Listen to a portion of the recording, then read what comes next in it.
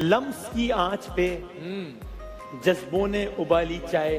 क्या अच्छा है, वाह वाह वाह। लम्स की आंच पे जज्बों ने उबाली चाय। इश्क पीता है कड़क चाहतों वाली चाय। क्या कहने हैं। ठीक। और केतली हिजर की थी गम की बना ली चाय। केतली हिजर की थी गम की बना ली चाय। वसल की पी ना सके एक प्याली चाय। वाह वाह वाह। वसल की पी ना सके। और भाई हमने मशरूब सभी मुजरे सेहत तर्क किए। अच्छा, हमने मशरूब सभी मुजरे सेहत तर्क किए। भाई एक छोड़ी ना गई हमसे ये साली चाय। वाह वाह वाह। ये नहीं छोड़ेगा। अच्छा है। और मेरे दालान का मंजर कभी आकर देखो। मेरे दालान का मंजर कभी आकर देखो। दर्द में डूबी हुई शाम सवाली चाय। क्या बात है।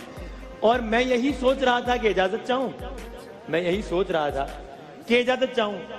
उसने फिर अपने मुलाजिम से मंगा ली चाय।